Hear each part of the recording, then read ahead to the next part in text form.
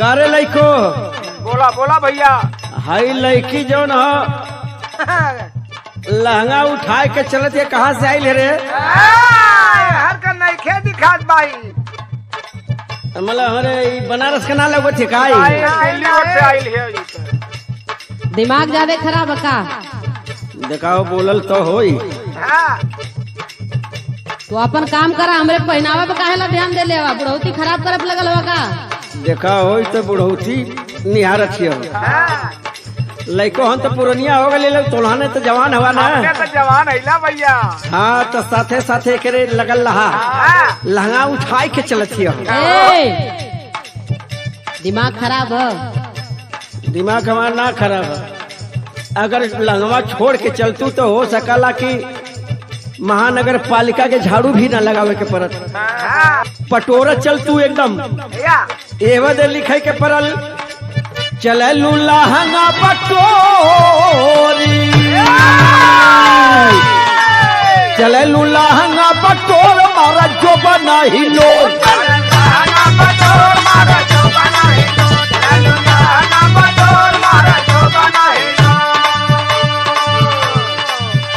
जौन घरे के पोसल 2.5 किलो के इकट्ठे हो। ए बुढ़ऊ, दिमाग ठंडा करके रहा नहीं तो बता देते। अपन काम करा, चुपचाप हमरे पहनावा पर ध्यान मत दा। भैया जौन दिखा था वह न कहा हो हम। अरे दादा दिक्कत ये हो, चललू लहंगा पटोरी मारा जो बना हिलोर, गोरिया जैबू कौनी और चढ़ल जवनिया में।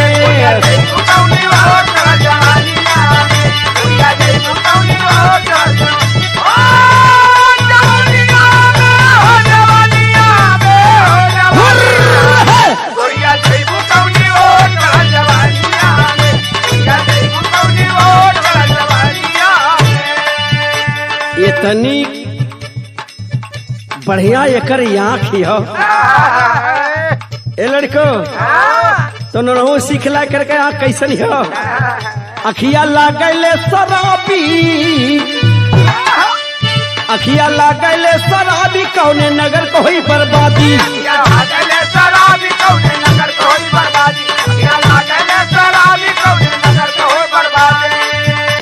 ये इतना मटक के चलबू न, इतना ऐठ के चलबू न, बनारस के लड़कन के दिमाग अगर खराब हो गया, हाँ तो सोचा कैसे घरेले पहुँचबू। लागत बुढ़वा पगला गई बा। घूम ऐलू बनारस काशी, घूम ऐलू बनारस काशी, बोलिया बोलैलू ब्रिजवासी।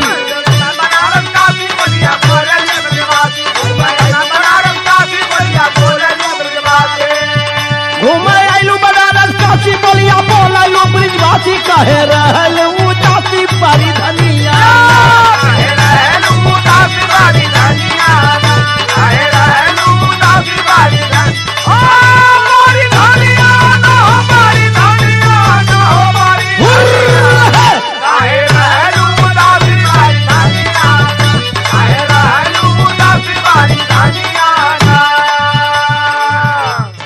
ए बुढ़ऊ, फिर बुढ़ऊ कहलू ये हमार जवानी हम अपने मन कराई तोरा से देखा मतलब। बनारस का मनई जौन हो साठा में पाठा होला।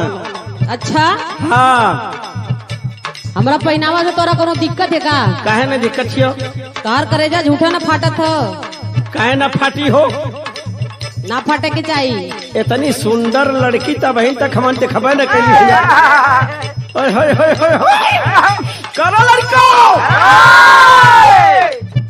कहवा जालू अखिलाई, चला बनारस गोरी घुमाई। कहवा जालू अखिलाई,